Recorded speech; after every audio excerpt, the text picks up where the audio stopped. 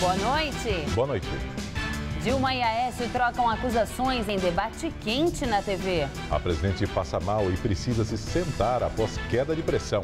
Laudo aponta que estudante morto na raia da USP se afogou depois de usar uma droga nova. Estados Unidos fecham 5 escolas onde estudam alunos que tiveram contato com a enfermeira infectada pelo ebola.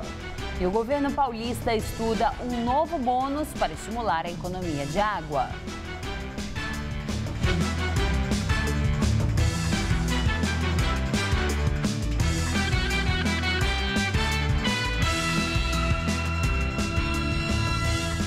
Os dois candidatos à presidência participaram nessa noite do segundo debate do segundo turno das eleições.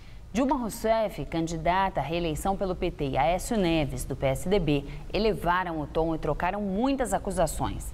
Ao final, a presidente Dilma passou mal e precisou se sentar. O debate foi promovido em conjunto pelo SBT, Portal UOL e Rádio Jovem Pan.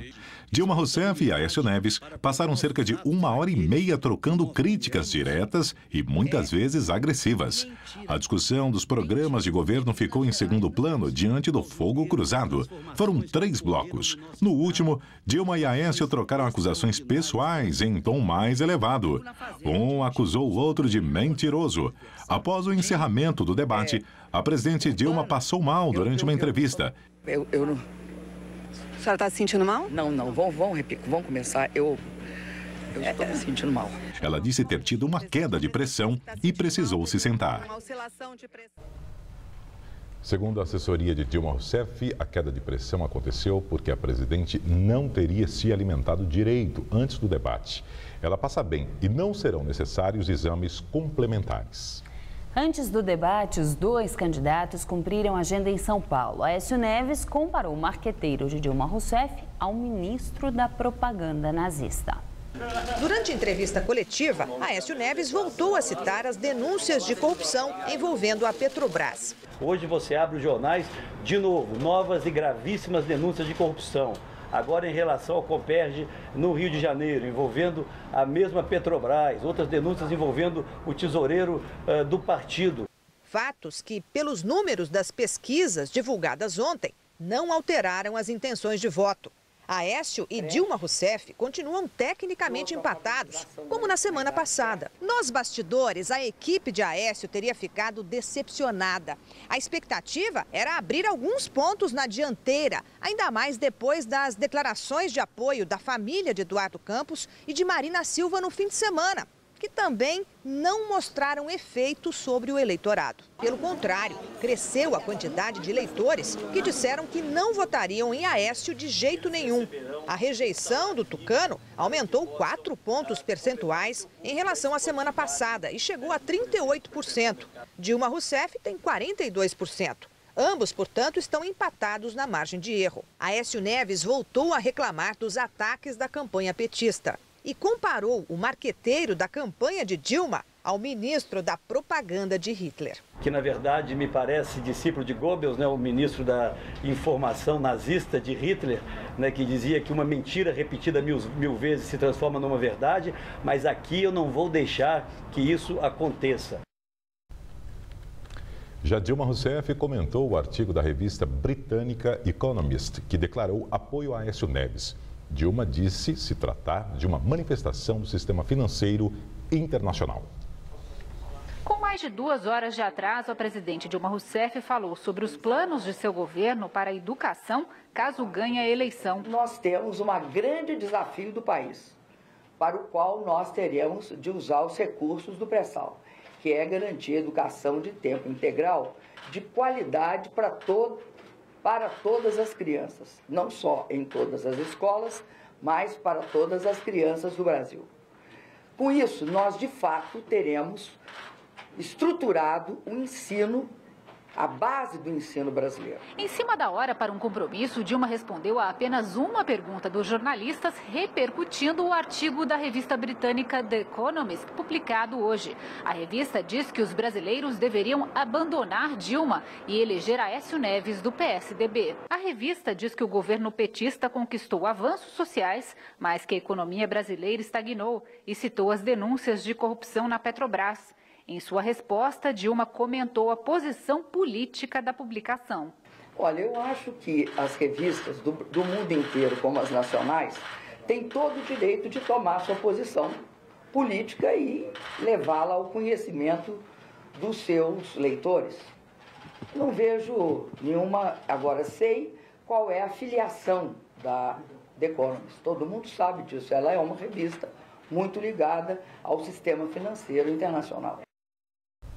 E agora vamos ao comentário de política com José Neumann e Pinto. Desculpa, eu vou me escorar em dois colegas. Carlos Noblar disse que não deixe as crianças ficarem na sala na hora do debate entre os candidatos a presidente. Josias de Souza disse que os debates entre Aécio e Dilma são brigas de boteco. E são mesmo. Os debates são uma baixaria de dar gosto. Eles passam o tempo inteiro dizendo que o outro é o mentiroso. Com isso, atestam a própria mentira. Porque se o outro for mentiroso, o outro é mentiroso. Se não for, o mentiroso é ele. E vice-versa. Bom, a Dilma não consegue explicar por que não agiu na corrupção da Petrobras. O Aécio fica se defendendo numa situação de pleno emprego e em que a Bolsa Família será decisiva na votação, tentando inventar um DNA da Bolsa Família e que o emprego é mal remunerado, que não o ajuda em nada. Eu sei que seria muito difícil fazer na hora do debate o que os jornais fazem no dia seguinte.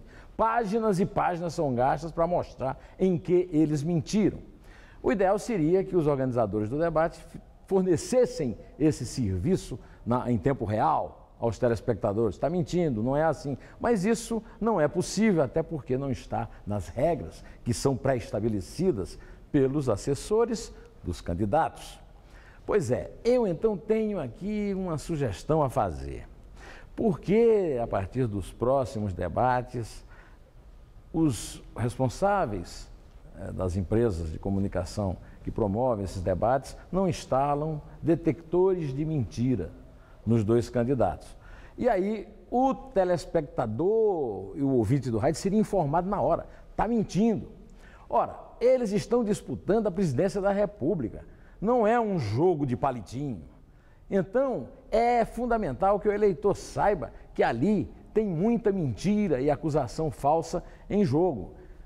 Seria o mínimo que se poderia esperar, muito embora eu também não acredite que isso mudaria muitos votos. Mas a questão não é essa. A questão é que um presidente de república, no caso da Dilma, e um pretendente ao cargo, no caso do Aécio, deviam respeitar um pouco mais os eleitores que eles disputam, não é verdade? É isso aí, temos mais um fim de semana antes da eleição, eu volto terça-feira, direto ao assunto, até lá. O ex-diretor da Petrobras, Paulo Roberto Costa, afirmou ao Ministério Público Federal que pagou propina ao ex-presidente do PSDB, já morto, Sérgio Guerra. A propina teria sido paga para que o político ajudasse a esvaziar uma CPI que, em 2009, investigava a Petrobras. A informação foi divulgada no site do jornal Folha de São Paulo. Segundo o jornal, Costa contou ter tomado providências para que o dinheiro chegasse ao senador do PSDB, mas disse não saber se ele recebeu os recursos. Segundo o ex-diretor da Petrobras, o objetivo do suposto pagamento era encerrar as investigações da CPI. Em nota ao jornal, o PSDB afirma que defende que todas as acusações feitas por Paulo Roberto Costa sejam investigadas. E a seguir, jovem que morreu na raia da USP usou drogas e morreu afogado. E o medo do ebola leva ao fechamento de 5 escolas nos Estados Unidos. A União Europeia decide monitorar passageiros que partem dos países afetados. O laudo do Instituto Médico Legal apontou que o estudante encontrado morto na raia olímpica da USP morreu afogado após usar drogas. Pelo laudo do Instituto Médico Legal, Vitor Hugo Santos, de 20 anos, consumiu uma droga ainda nova no Brasil, a 25B-N-Bom. A substância encontrada no corpo do jovem é similar ao LSD. De acordo com um laudo assinado por 3 peritos, não havia sinal de álcool no organismo do jovem. O corpo de Vitor Hugo foi encontrado no dia 23 de setembro, uma terça-feira, na raia olímpica da USP, 3 dias após a realização de uma festa do Grêmio da Escola Politécnica Politécnica no velódromo da universidade. O laudo aponta que a morte ocorreu entre sábado e domingo. A polícia agora precisa esclarecer como o estudante chegou até a água. Uma hipótese é de que o jovem, sob efeito da droga, tenha caído sozinho no local. A União Europeia decide monitorar passageiros que partem dos países afetados pelo Ebola. O medo do vírus nos Estados Unidos leva ao fechamento de 5 escolas em 2 estados. 3 escolas do Texas e 2 de Ohio são fechadas porque alguns alunos e adultos tiveram contato na cidade de Akron ou estavam no voo com a enfermeira Amber Joy Vison, internada ontem. O avião da companhia Frontier foi descontaminado e terá assentos e carpetes trocados. Amber foi transferida para o Hospital Universitário de Atlanta. Na Europa, os ministros da saúde de 28 países decidiram começar a controlar imediatamente a vigilância nos aeroportos da Libéria, de Guiné e de Serra Leoa, os 3 países africanos mais atingidos pela epidemia. Junto com a Organização Mundial da Saúde, serão reforçadas as informações para os passageiros e equipes médicas sobre como agir em caso de suspeita de contaminação. A Justiça Federal suspendeu a liminar que proibia a captação da segunda cota do volume morto do sistema Cantareira. Em nota, a Sabesp afirma que as obras para a captação desse volume já estão sendo finalizadas e a água será bombeada se houver necessidade, garantindo o abastecimento até o mês de março. O governo do estado estuda agora um novo bônus para quem economizar água. O governador Geraldo Alckmin negou hoje que a água vai acabar em novembro em São Paulo, como anunciou ontem a presidente da Sabesp, Dilma Pena. Segundo Alckmin, a fala da presidente da Sabesp foi deturpada. Foi deturpada uma afirmação da presidente da Sabesp, doutora Dilma, desinformando a população. Nós temos uma primeira reserva técnica com 40 milhões de metros cúbicos de água. E temos uma segunda reserva técnica, também já preparada, as obras estão praticamente prontas, com 108 milhões de metros cúbicos de água. Diante da crise de abastecimento, Alckmin também propôs um aumento gradativo no desconto da conta de água para quem economizar mais. O valor seria equivalente à porcentagem poupada. Por exemplo, quem reduzir a utilização de água em 5% receberia 5% de desconto. No momento, somente são beneficiados os usuários que reduzirem 20% o consumo.